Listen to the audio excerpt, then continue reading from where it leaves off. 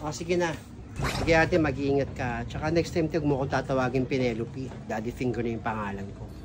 Daddy Finger. Kung Daddy Finger ang pangalan mo. Hindi na naman sa mga takbo ng buhay mo. Kung taga-mahala mo yung taon yun, yung nena na yun, sige, push mo yan.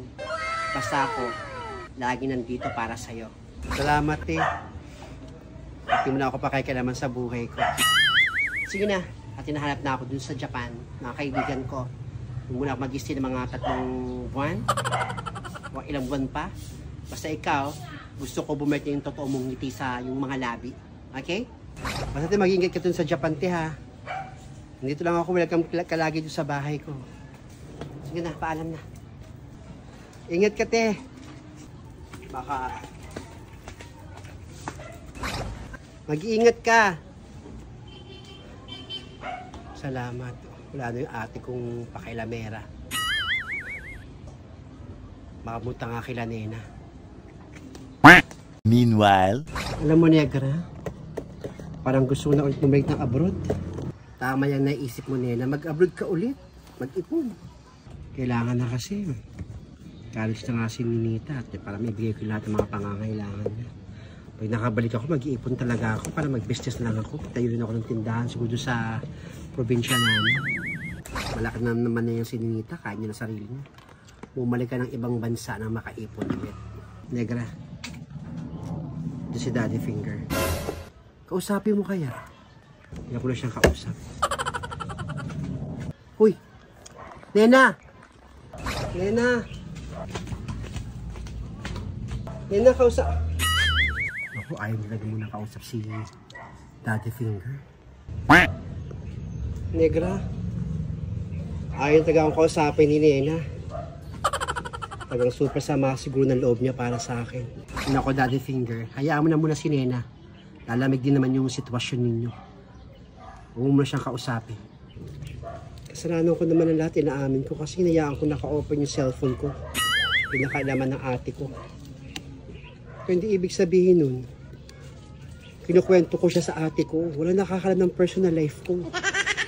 Malay ko bang darating ate ko galing Japan, dumiretso niya sa bahay. Ako, ganun ba? Mukha sana malaman niya na yung katotohanan. Hayaan mo pa merong time, sasabihin ko sa kanya yung mga sinasabi mo sa akin. Pero tama ka. Hahayaan ko na muna lumabig ang sitwasyon. Pero sana, Negra, kabigay mo naman to sa kanya yung 50,000 binigay niya sa akin, sinasaoli ko na. Mas sigit niya na kailangan niya. Ako naman, so lang naman ako sa buhay. Yung 50,000 ah. Kaya ko naman sarili ko. Oo, may anak ako sa pagkadalaga ko. Nandun naman sa probinsya sa Tugigaraw. Maganda man yung buhay ng anak ko doon kasi lahat ng mga kapatid ko may mga rancho doon. Ako lang naman nandito sa Manila. O sige, bibigay ko to sa kanya pag nakita kami mamaya. Negra, pakisabi kay Nena, sana bigyan niya ako ng time na kausapin niya ako. O sige, sige. Sabihin ko sa kanya na bigyan ka ng chance na kausapin kanya. Pakabigay sa kanya. Maraming salamat. O sige, salamat. Ingat ka.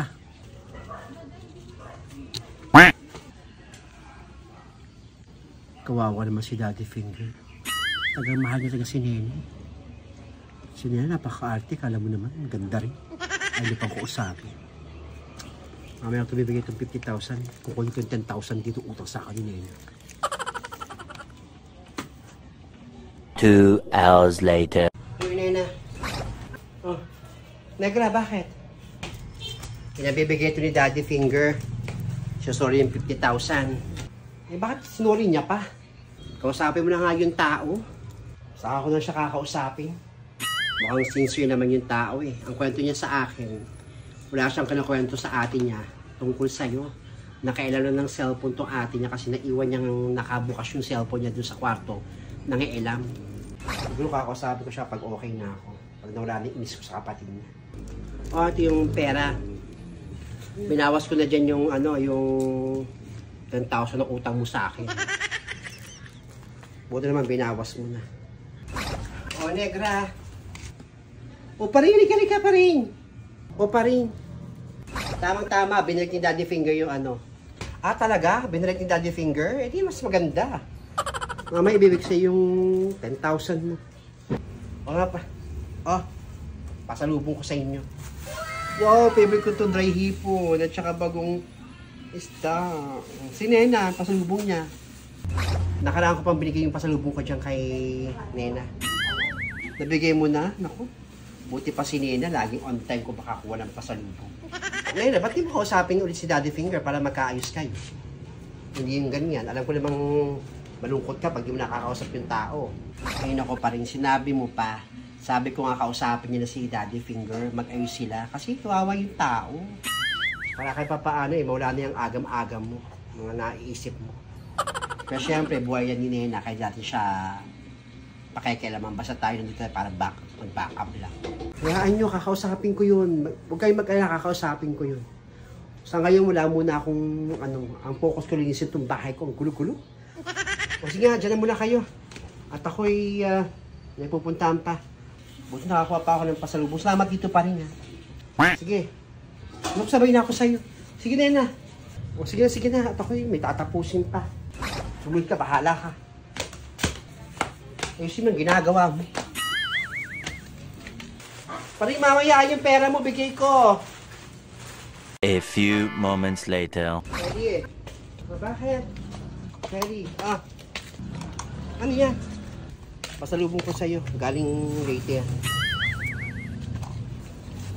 Parang ang konti naman. Tsaka parang may bawas naman itong alamang.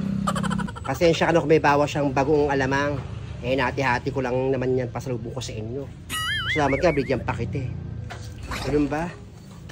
Salamat pa rin. Sige na, salamat din. Konti.